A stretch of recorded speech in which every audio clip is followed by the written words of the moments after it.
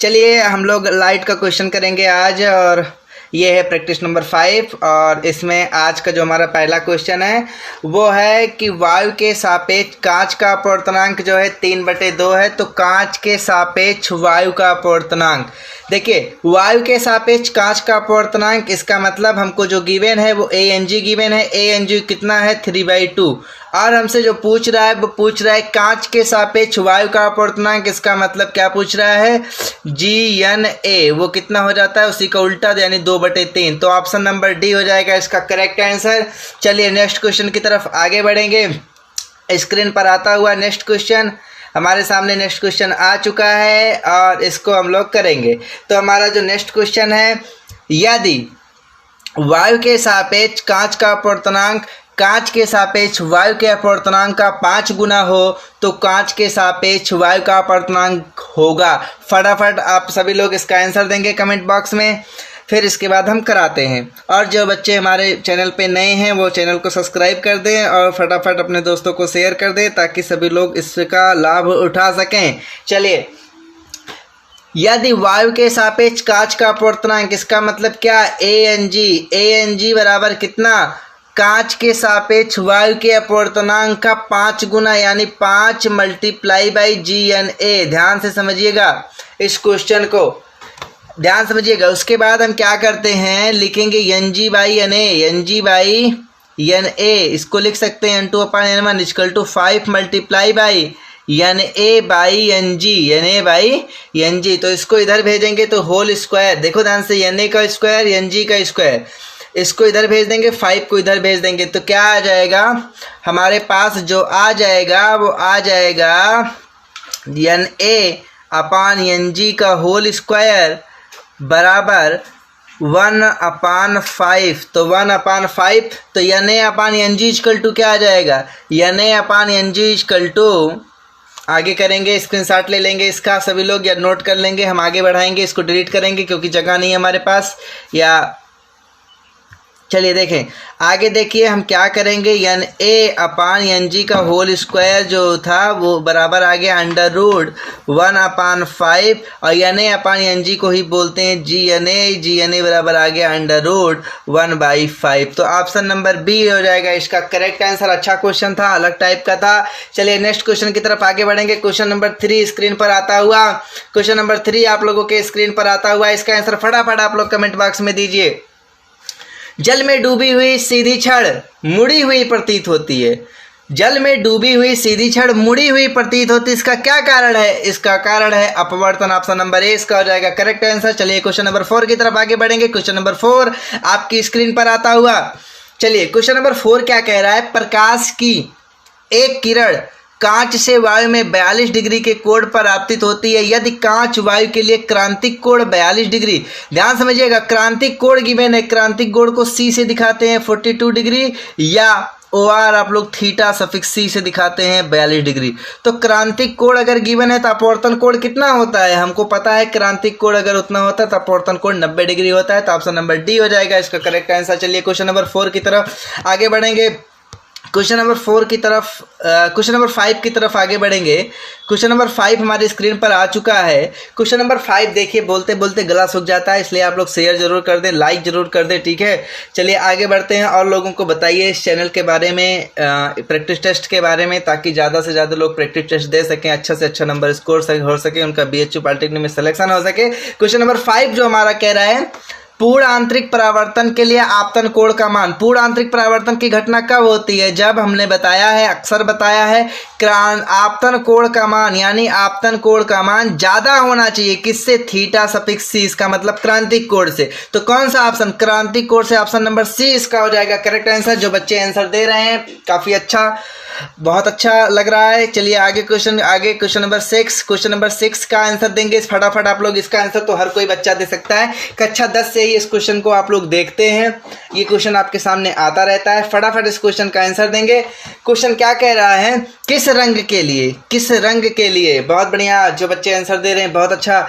किस रंग के लिए अपवर्तनांक न्यूनतम होता है, हमारे पास जो रंग होते हैं वो क्या होते हैं, विबग्योर, सबसे बढ़िया। ध्यान समझिए, अगर एक का ज्यादा होगा तो एक का कम होगा, तो सबसे ध्यान समझिएगा, सबसे न्यूनतम क्या पूछ रहा है, न्यूनतम किस रंग के लिए अपवर्तनांक न्यूनतम होता है, तो लाल, किसके लिए, लाल, और अधिकतम किसका होगा, बैगनी। इसका मतलब ऑप्शन नंबर सी हो जाएगा करेक्ट। तो 66वें का answer number option number C हो जाएगा करेक्ट। देखिए सेम टू सेम आपके सामने मैं 7वां क्वेश्चन लेकर के आ रहा हूं, इसका आंसर फटाफट कमेंट में देंगे, बहुत तेजी से आंसर दीजिए। किस रंग के लिए अपवर्तनांक अधिकतम होगा, सभी लोग जल्दी से कमेंट बॉक्स में अक्सर कीजिए। ऑप्शन नंबर बी, 7वें का बी हो जाएगा करेक्ट आंसर। बहुत बढ़िया, बहुत अच्छे, बहुत लोगों ने आंसर दिया। क्वेश्चन नंबर 8 की तरफ आगे बढ़ेंगे। क्वेश्चन नंबर 8 हमारी स्क्रीन पर आ चुका है और 8 कह क्या रहा है, बहुत ध्यान से सुनेंगे। वायु के सापेक्ष किसी द्रव का अपवर्तनांक √2 है। वायु के सापेक्ष किसी द्रव का अपवर्तनांक √2 है, तो इस द्रव का क्रांतिक कोण, ध्यान समझिएगा, इस द्रव का क्रांतिक कोण पूछ रहे। वायु के सापेक्ष, इसका मतलब अपवर्तनांक गिवन है n = √2। n = होता क्या है, 1/sin c। साइन सी लिखें या थीटा सी लिखें, तो साइन सी बराबर 1/n यानी 1/√2। इसका मतलब साइन 45 डिग्री। तो थीटा सी कितना आ गया, c = 45 डिग्री, यानी ऑप्शन नंबर बी हो जाएगा इसका करेक्ट आंसर। तो 8वें का बी हो जाएगा करेक्ट आंसर। चलिए नेक्स्ट क्वेश्चन की तरफ आगे बढ़ेंगे। आंसर देते रहिए, चाहे गलत हो या सही, आपकी प्रैक्टिस आपको तभी पता चलेगी जब आप आंसर देंगे। आंसर देने में आपको तनिक भी संकोच नहीं करना चाहिए, ये मेरा मानना है, ठीक है। क्वेश्चन नंबर 9 की तरफ आगे बढ़ेंगे। दिए गए चित्र में, चित्र हमने बना नहीं पाए, हम चित्र यहाँ बना दे रहे हैं। जो चित्र है आपका वो इस तरीके से है, ये 45 डिग्री का एंगल बना हुआ है। बहुत ध्यान से चित्र को देखेंगे, चित्र मैं बना रहा हूँ, ये ध्यान समझिएगा। ये आपका आपतित किरण ऐसे, ये आपका मान लीजिए ये कौन सा किरण हो गया, अपवर्तित किरण, कौन सा किरण, और ये आपको दिया है 30 डिग्री। क्लियर है। अब मेरी बात समझिएगा, ये 45 डिग्री दिया, ये 30 डिग्री दिया है और मुझसे पूछ रहा है पहले माध्यम के सापेक्ष दूसरे माध्यम का अपवर्तनांक। तो मेरी बात को ध्यान समझिएगा, अगर ये आपतन कोण होगा तो ये अपवर्तन कोण नहीं होगा, ये अपवर्तन कोण होगा। पहले ये निकालेंगे 60 डिग्री। अब फिर मुझसे अपवर्तनांक पूछ रहा है, तो n = sin i/sin r।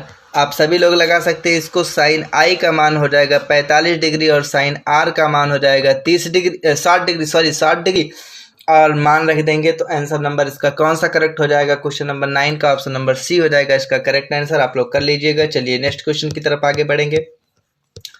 Question number 10। Question number 10 क्या कह रहा है, यदि किसी वायु के सापेक्ष पारदर्शी द्रव का अपवर्तनांक 1.25 है तथा कांच का अपवर्तनांक 1.5 है, तो द्रव के सापेक्ष कांच का अपवर्तनांक। बहुत बढ़िया क्वेश्चन, ये भी लाजवाब क्वेश्चन है, आप इसको आसानी से कह सकते हैं। वायु के सापेक्ष किसी पारदर्शी द्रव, इसका मतलब ANL गिवन है कितना, 1.25। क्लियर है। कांच का अपवर्तनांक यानी ANG गिवन है कितना, 1.5। अब मुझसे पूछ रहा है द्रव के सापेक्ष कांच का अपवर्तनांक। देखो अपवर्तनांक पूछ रहा है किसका, कांच का, किसके सापेक्ष यल, यानी LNG पूछ रहा है, ANG यानी 1.5/1.25 डिवाइड कर देंगे सभी लोग दशमलव। तो इसको डिवाइड कर सकते हैं, डिवाइड करने पे जो आपका आंसर आएगा वो आप लोगों का आंसर जो आ जाएगा वो क्या आ जाएगा, वो आ जाएगा 1.2। तो 10 का सी ऑप्शन हो जाएगा करेक्ट आंसर। चलिए नेक्स्ट क्वेश्चन की तरफ आगे बढ़ेंगे। आप लोग करते रहिए, रुकिए मत, समय आपके पास नहीं है, आपको रुकना नहीं है। आप अपने आंसर कमेंट बॉक्स में लगातार देते चलिए और देखते रहिए। एक प्रिज्म का प्रिज्म कोण यानी A = 60 डिग्री गिवन है और अल्पतम विचलन कोण समकोण से 30 डिग्री कम है, यानी डेलम कितना, समकोण से 30 कम है। इसका मतलब इसका भी मान हो जाएगा 60 डिग्री। प्रिज्म के पदार्थ का अपवर्तनांक यानी n = फार्मूला लगाएंगे sin डेलियम प्लस A/2। जितने लोग फार्मूला नहीं पता है लिख लें, क्योंकि आगे के सारे सवालों में लगने वाला है, 4 सवालों में sin A/2 ये फार्मूला होता है। तो हमारे पास डेलियम और A कितना है, 60, तो हो जाएगा 60 120/2 sin 60। इसका मतलब आ गया sin 60 अंश अपान sin A/2 यानी sin 30 अंश। तो sin 60 अंश और sin 30 अंश, तो n = sin 60 अंश का मान कितना होता है, √3/2 और sin 30 अंश का मान 1/2। तो ऊपर जाएगा 2/1, 2 से 2 कट गया, √3। इसका मतलब 1.732। ऑप्शन नंबर बी हो जाएगा इसका करेक्ट आंसर। क्वेश्चन नंबर 11 का ऑप्शन नंबर बी हो जाएगा करेक्ट आंसर। चलिए नेक्स्ट क्वेश्चन की तरफ आगे बढ़ेंगे। नेक्स्ट क्वेश्चन हमारा स्क्रीन पर आता हुआ। चलिए देखते हैं क्वेश्चन नंबर 12 हमारे स्क्रीन पर आ चुका है। 1.732 अपवर्तनांक वाले अल्पतम कोण प्रिज्म कोण के बराबर है। अल्पतम विचलन कोण हमको ज्ञात करना है। अपवर्तनांक भी गिवन है और ए बराबर उसके बराबर कह रहा है। इसका मतलब डेलियम जो बराबर है वो ए के है। क्लियर है। और अपवर्तनांक भी गिवन है तो n इक्वल टू यानी 1.732 बराबर साइन, अभी हमने कहा था डेलियम प्लस ए दोनों बराबर यानी ए प्लस ए यानी ए अपान, और इसको लिख सकते हैं साइन ए और साइन ए बाई 2 नीचे हो गया। अब साइन ए का फार्मूला 2 साइन ए यानी 2 साइन ए बाई 2 और इंटू कास ए बाई 2 ये वाला formula upon sine A by 2। तो sine A by 2 sine A by 2 cancel, 2 cos A by 2 और इसको लिख सकते हैं √3 तो हो जाएगा √3/2 बराबर कास ए बाई 2। तो हो जाएगा कास 30 अंश का मान, तो कास 30 अंश बराबर आगे करेंगे इतना नोट कर लेंगे, कास 30 अंश बराबर काश ए बाई 2, तो ए बाई 2 इक्वल टू 30 डिग्री, तो ए इक्वल टू आ जाएगा 60 डिग्री। ये हो जाएगा आपका करेक्ट आंसर यानी 60 डिग्री। ऑप्शन नंबर बी हो जाएगा करेक्ट आंसर। चलिए नेक्स्ट क्वेश्चन की तरफ आगे बढ़ेंगे। हमारा नेक्स्ट क्वेश्चन स्क्रीन पर आ चुका है। चलिए ये कह रहा है यदि किसी पतले प्रिज्म का प्रिज्म कोण 5 डिग्री है तथा प्रिज्म के पदार्थ का अपवर्तनांक कितना है, प्रिज्म का अल्पतम विचलन कोण, इसका मतलब फार्मूला आपको पता है डेलियम बराबर n-1 इंटू ए। तो डेलियम मुझसे पूछ रहा है n कितना है, 1.62 में से 1 जाएगा 0.62 मल्टीप्लाई बाई ए का हो जाएगा 5 डिग्री, गुणा कर दोगे 3.1 डिग्री। ऑप्शन नंबर कौन सा हो जाएगा, ऑप्शन नंबर ए हो जाएगा इसका करेक्ट आंसर। क्वेश्चन नंबर 13 हो चुका है। क्वेश्चन नंबर 14 की तरफ आगे बढ़ेंगे। जो बच्चे आंसर दे रहे हैं बहुत अच्छा है और जो नहीं दे पा रहे हैं वो देने का प्रयास करें, तभी आपकी प्रैक्टिस हो पाएगी। चलिए आगे बढ़ते हैं। क्वेश्चन नंबर 14 हमारे स्क्रीन पर आ चुका है। प्रिज्म कोण तथा विचलन कोण के मान समान है, प्रिज्म के पदार्थ का अपवर्तनांक, अगेन वही क्वेश्चन जैसे अभी किए थे। तो आप अच्छी तरीके से जानते हैं कि n इक्वल टू, अभी आपने देखा था कि साइन ए आया था तो उसको लिखा गया sine A upon sine A by 2। Sine A को लिखे थे 2 sine A by 2 into cos A by 2 upon sine A by 2। तो sine A by 2 sine A by 2 cut गया, 2 कास ए बाई 2, तो 2 ध्यान समझिएगा 2 कास ए बाई 2, बात समझिए। तो क्या हो जाएगा अपवर्तनांक, क्या हो जाएगा प्रिज्म के पदार्थ का अपवर्तनांक 2 कास ए बाई 2 यानी ऑप्शन नंबर बी हो जाएगा करेक्ट आंसर। क्वेश्चन नंबर 15 की तरफ आगे बढ़ेंगे। क्वेश्चन नंबर 15 हमारे स्क्रीन पर आता हुआ। क्वेश्चन नंबर 15 हमारे से क्या कह रहा है, क्वेश्चन नंबर 15 हमसे कह रहा है n अपवर्तनांक वाले एक प्रिज्म का प्रिज्म कोण उसके विचलन कोण के बराबर है, तो प्रिज्म कोण होगा यानी ए का मान पूछ रहा है। तो अगेन n बराबर, ध्यान समझिए n बराबर अभी आपने निकाला था कि 2 कास ए बाई 2 होगा। अब मुझे ए का मान चाहिए तो 2 को इधर भेजेंगे तो n बाई 2 बराबर काश ए बाई 2। अब अगेन देखिए ध्यान से, तो ए बाई 2 बराबर काश इनवर्स ए बाई 2 काश इनवर्स n बाई 2। तो क्या हो जाएगा ए इक्वल टू 2 काश इनवर्स n बाई 2 यानी ऑप्शन नंबर सी हो जाएगा करेक्ट। 15 का ऑप्शन नंबर सी हो जाएगा करेक्ट आंसर। चलिए नेक्स्ट क्वेश्चन की तरफ आगे बढ़ेंगे। नेक्स्ट क्वेश्चन हमारे स्क्रीन पर आता हुआ। चलिए नेक्स्ट क्वेश्चन हमारे स्क्रीन पर आ चुका है। चलिए जल्दी से जल्दी आप लोग कमेंट करके आंसर दीजिए, जल्दी से जल्दी। यहाँ बेटा यदि होगा, यदि बच्चों यहाँ पे यदि होगा, एक प्रिज्म के प्रिज्म कोण का मान न्यूनतम विचलन कोण का दुगुना है। गजब का क्वेश्चन है, यानी ए बराबर है 2 मल्टीप्लाई बाई डेलियम और न्यूनतम विचलन कोण समकोण से 60 कम है यानी डेलियम बराबर हो गया 30 डिग्री। बहुत बढ़िया क्वेश्चन। तो प्रिज्म के पदार्थ का अपवर्तनांक तो आ जाएगा n बराबर साइन डेलियम प्लस ए यानी ये 30 है, ये 60 होगा, 60 30 90/2 साइन 45 बटे साइन ए बाई 2 60/2 यानी साइन 30 अंश। तो आ जाएगा साइन 45 1/√2 और साइन 30 अंश हो जाएगा 2/1, कट के आ जाएगा √2 यानी 1.414। ऑप्शन नंबर डी हो जाएगा करेक्ट आंसर।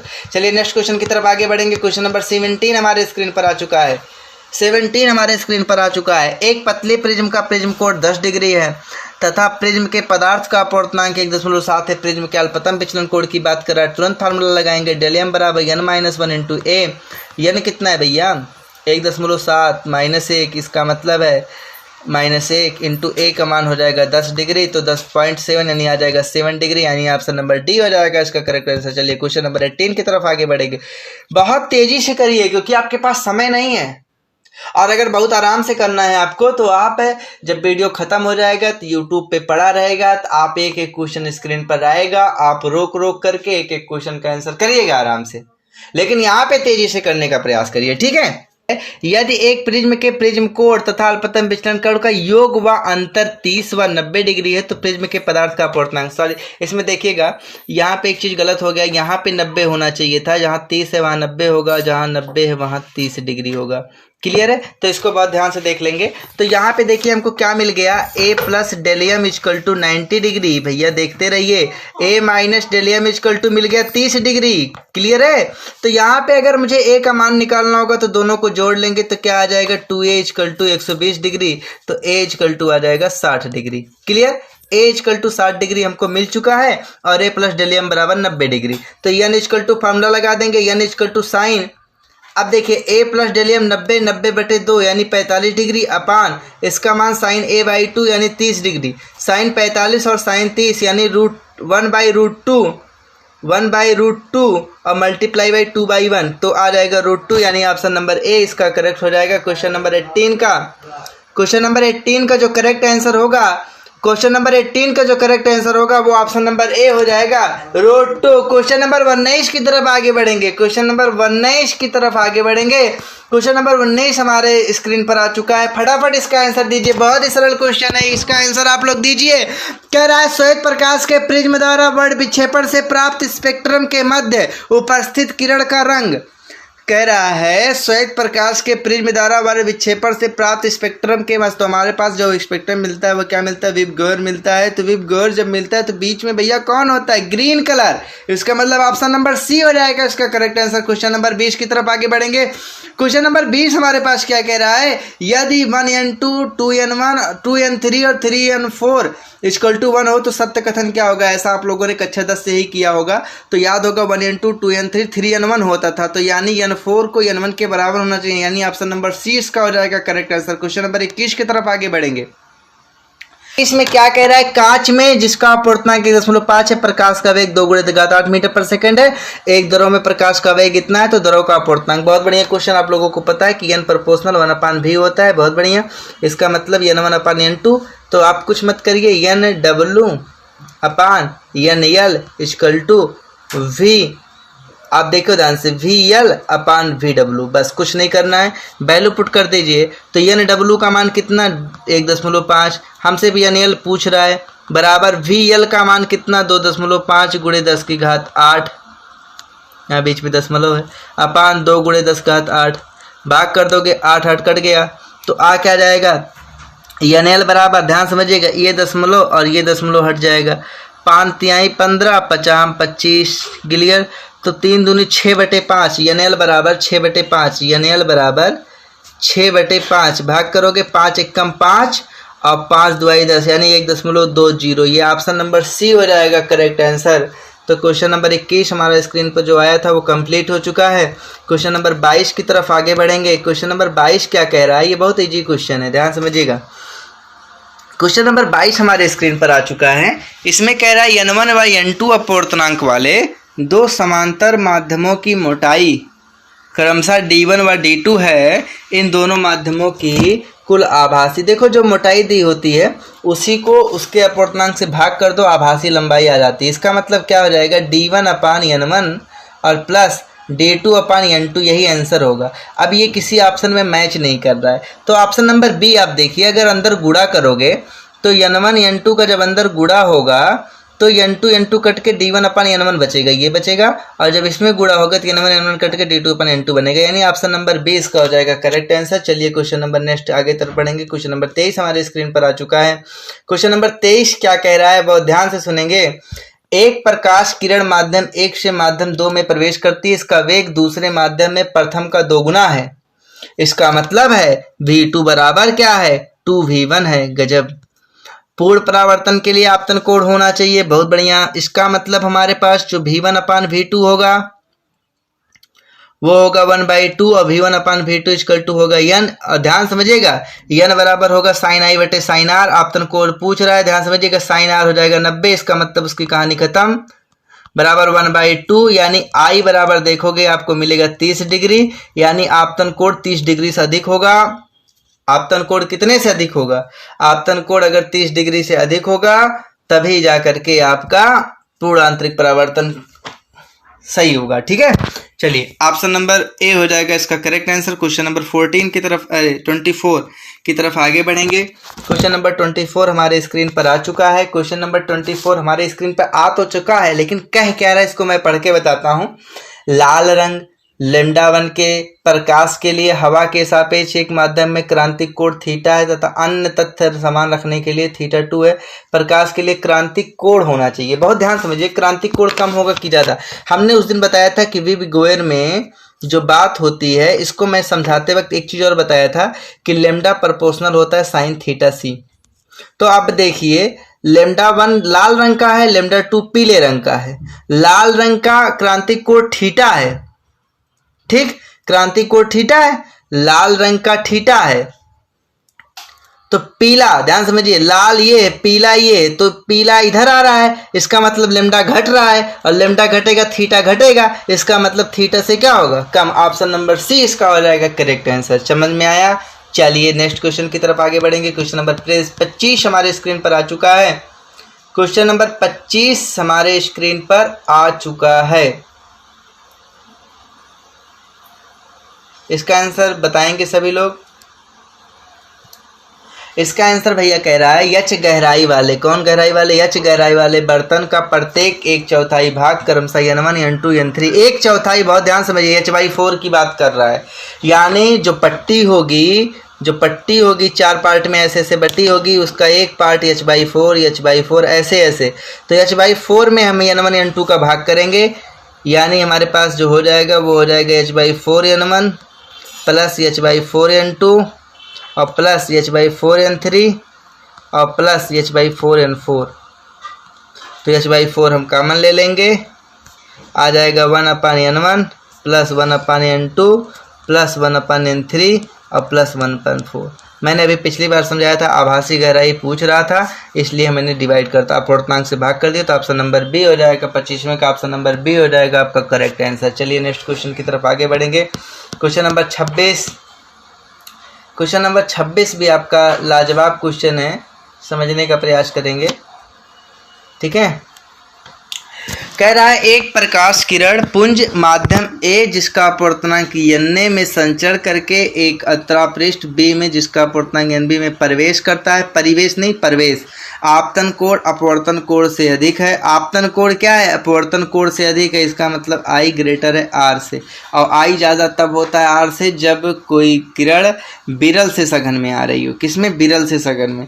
अगर वो विरल से सघन में आ रही है तो ध्यान समझिएगा, विरल से सघन, और अगर वो विरल से सघन में आ रही है तो विरल में उसकी चाल ज़्यादा होगी, इसका मतलब VA जो होगा वो ग्रेटर होगा VB से। इतना क्लियर हो गया।